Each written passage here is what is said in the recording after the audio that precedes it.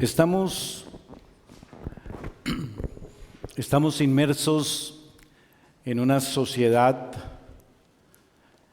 que se encuentra desconectada de la realidad.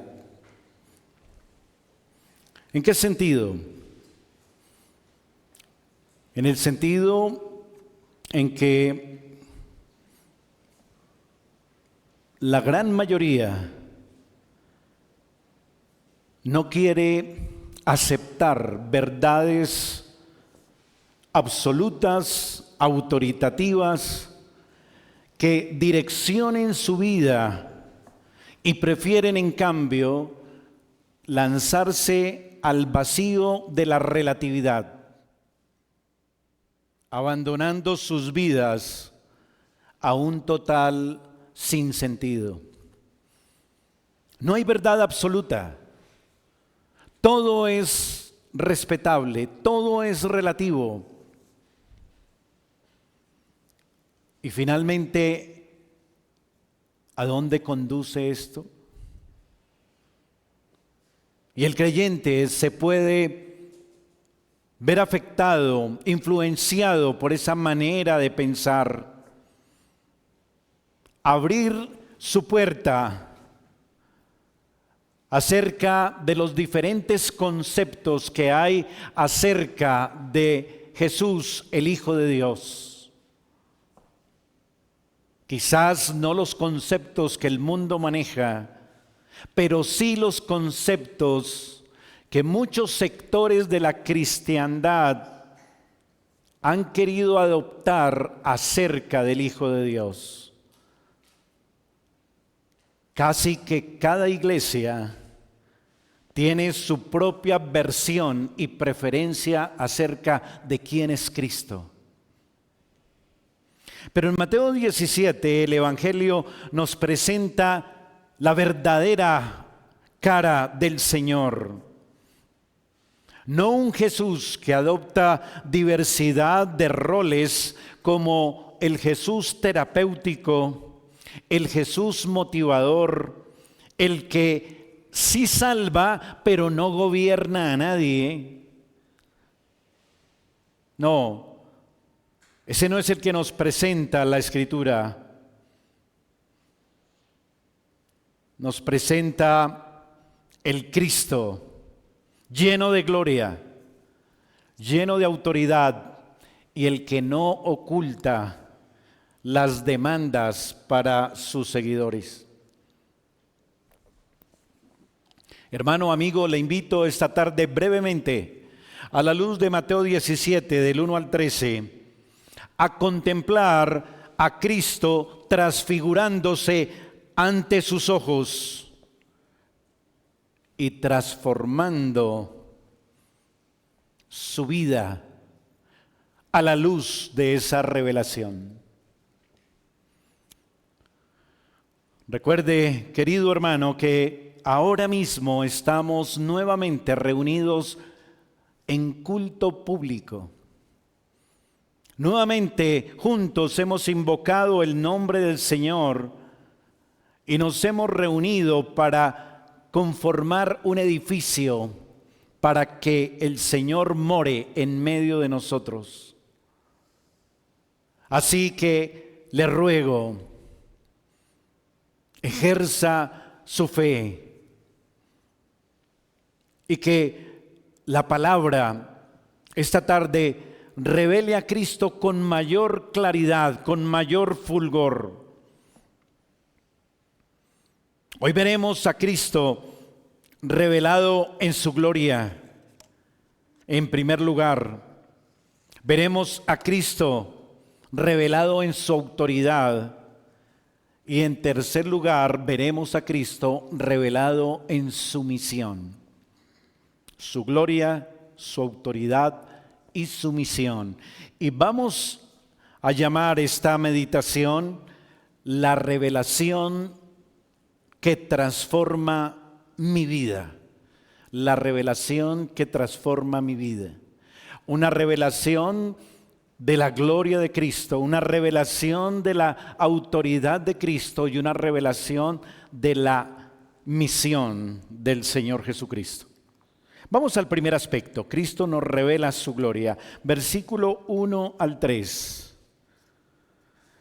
6 días después, Jesús tomó a Pedro, a Jacobo y a Juan, su hermano, y los llevó aparte a un monte alto. Y se transfiguró delante de ellos, y resplandeció su rostro como el sol, y sus vestidos se hicieron blancos como la luz.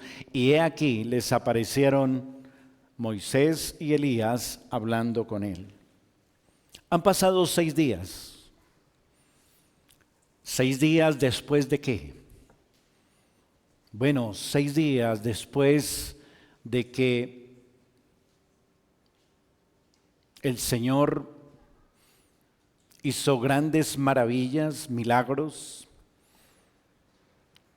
Pedro lo identificó y lo confesó como el Cristo, el Hijo del Dios viviente.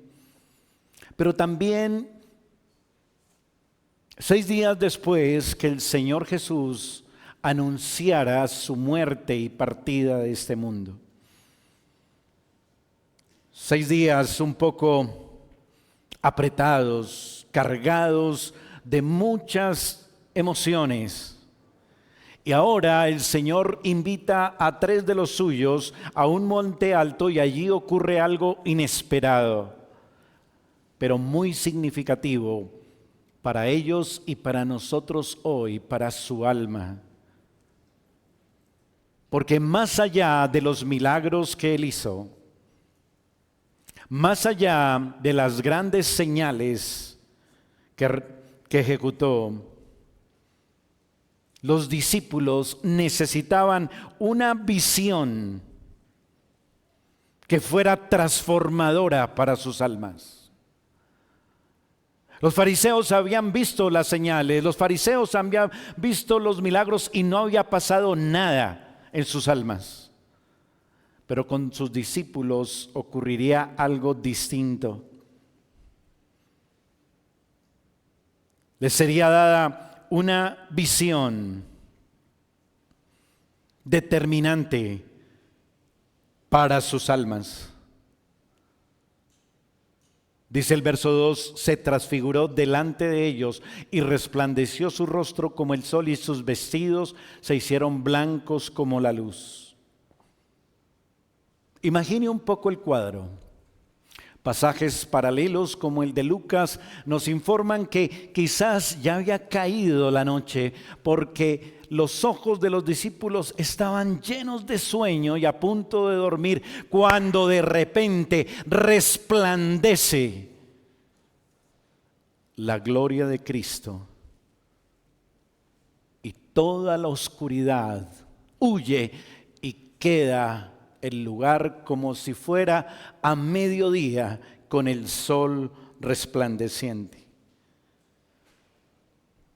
Lo que era imposible para el ojo natural, ahora es posible para los que el Señor ha escogido, llamado y conducido para revelarles su gloria. Ellos están viendo ahora ese resplandor de Cristo que ningún otro había podido ver antes. ¿Es esa la visión que hay en su alma acerca de Cristo, hermano, hermana? Jesús ha resplandecido en sus almas de esa misma manera como vemos aquí que sucedió frente a los ojos de Juan, de Santiago y de Pedro. Respóndame por favor ahí en su alma y en su corazón. Sea sincero. Porque es importante, pues esa revelación solo es posible para los que el Señor ha escogido, llamado, para revelarles su gloria. Si usted no ha visto a Cristo así, arrepiéntase y crea.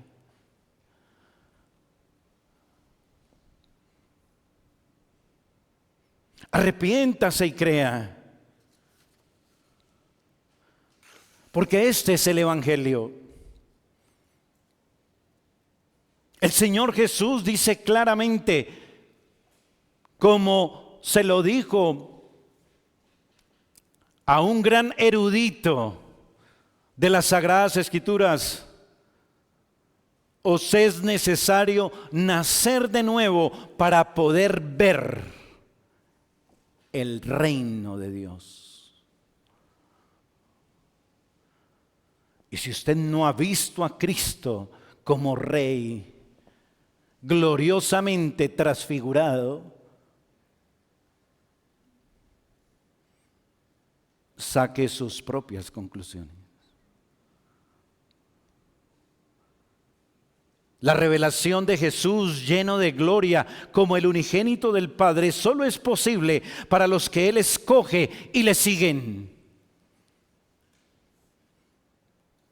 Dice la Escritura que Él tomó a Pedro, a Jacobo, a Juan su hermano y los llevó aparte a un monte. Así tomó el Señor su vida. Así lo llamó a usted y le dijo: sígame. Y le mostró su gloria.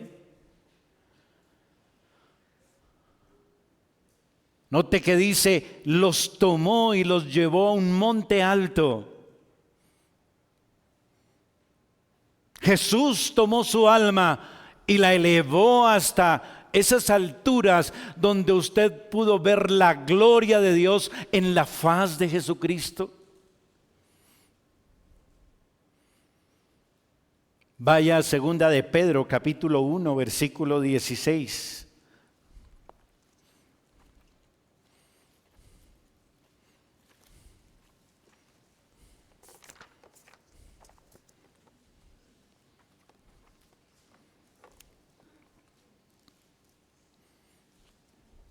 Porque nos hemos dado a conocer el poder y la venida de nuestro Señor Jesucristo, siguiendo fábulas artificiosas, sino como habiendo visto con nuestros propios ojos, ¿qué?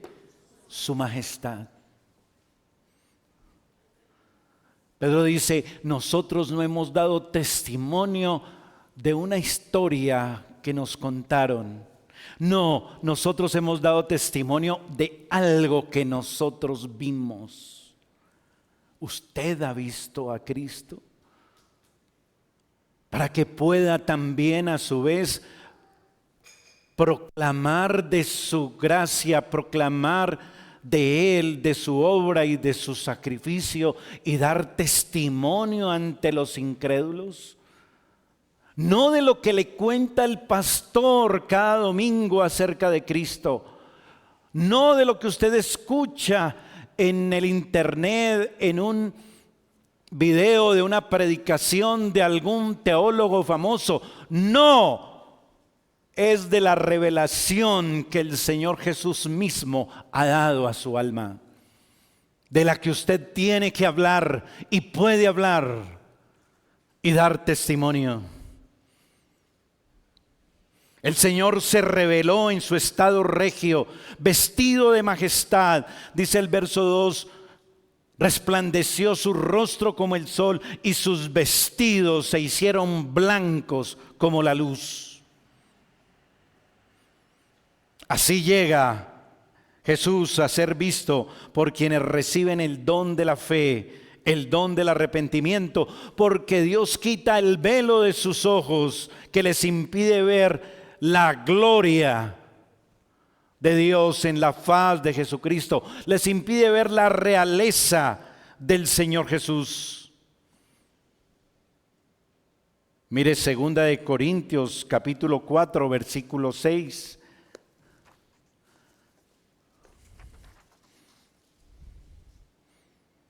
Porque Dios, que mandó que de las tinieblas resplandeciese la luz, es el que resplandeció en nuestros corazones para iluminación del conocimiento, mire, de la gloria de Dios en la faz de Jesucristo. Esa es la verdadera visión de Cristo que transforma el alma. Esa es la verdadera visión de Cristo que cambia su vida. Versículo 18 del capítulo 3 de esta misma carta. Verso 18 del capítulo 3. Por tanto nosotros, todos mirando a cara descubierta, como en un espejo, la gloria del Señor, ¿qué pasa? Somos transformados de gloria en gloria en la misma imagen como por el Espíritu de Cristo. Esta es la gran visión que solo puede ser posible mediante el nuevo nacimiento, que solo puede ser dada por el Señor mismo en nuestros corazones. Con la capacidad humana caída es imposible ver esta gloria. No es por iniciativa suya, sino por la iniciativa divina, que usted puede ver la gloria de Cristo. Recuerda cuando preguntó el Señor Jesús en el contexto inmediato de este pasaje: ¿y quién dicen ustedes que soy yo? Y Pedro responde: tú eres el Cristo, el Hijo del Dios viviente. Y el Señor Jesús, ¿qué le dice? Bendito tú, Pedro, ¿porque qué? Porque no te lo reveló carne ni sangre, sino el Padre que está en los cielos. Poder ver a Cristo así no es por capacidad humana, es porque esa revelación viene de Dios. Y es la revelación que confirma en nuestra alma quién es Jesús. Muy superior a cualquier hombre ejemplar que haya caminado sobre la tierra, como algunos pretenden decir. Un gran profeta, un gran humanista. No, este Jesús está lleno de gloria conforme a lo que anunciaban los profetas en el Antiguo Testamento. Los que ahora acompañan al Señor. Versículo 3, y aquí les aparecieron Moisés y Elías hablando con él. La presencia de Moisés y Elías claramente es aquí como representantes de dos instituciones, la ley y los profetas. La ley representada por Moisés, los profetas representados por Elías. Pero ¿de quién hablaba Moisés y de quién hablaban los profetas? Vayan a la ley y los profetas, decía el Señor Jesús, porque esas escrituras hablan de mí. ¿Lo recuerda, hermano Israel?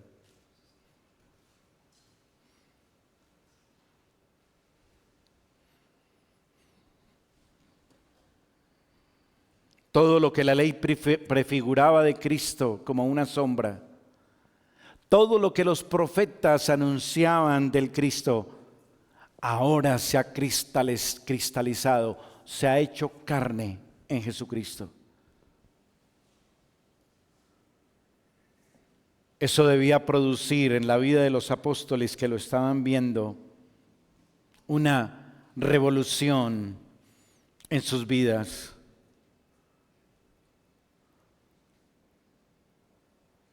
Y esa transformación de sus vidas tenía que ver con un reconocimiento de su dignidad y su posición. Por eso el segundo punto a considerar es: Cristo nos revela su autoridad. Los versículos 4 al 7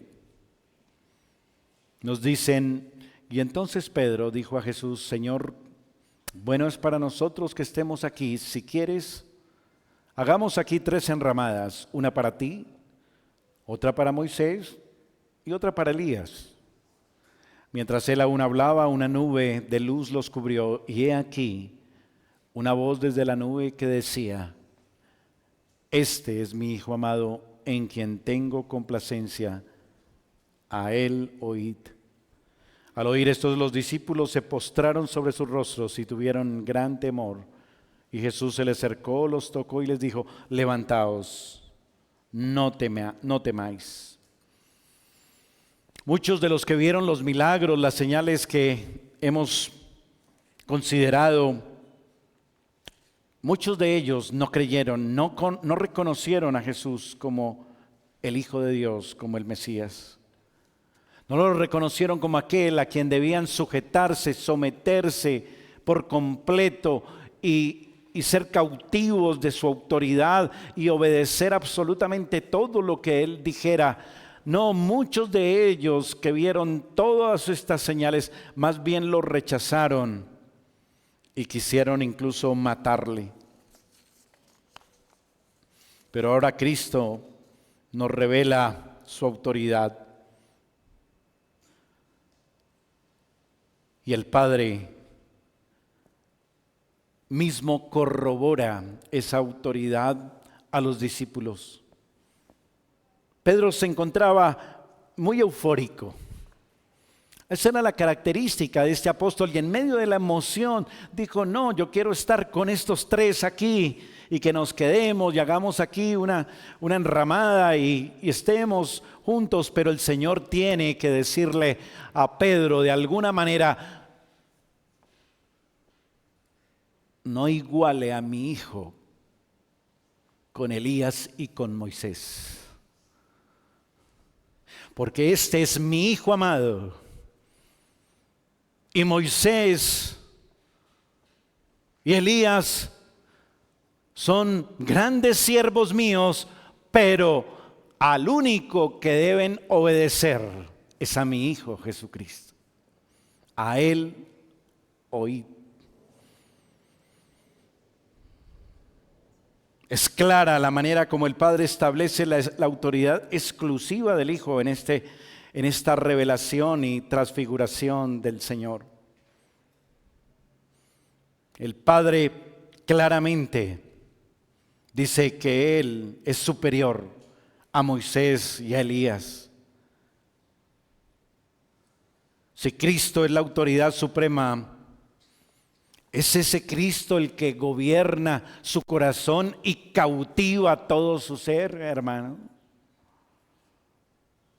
Acuérdese y escuche esta voz del cielo que señala a Jesús nuestro Salvador como el Hijo amado y el único a quien debemos oír. A Él debe usted someter toda su vida.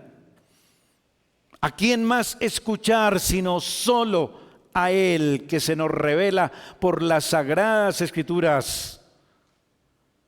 Mire cómo dice Hebreos capítulo 1, versículo 1.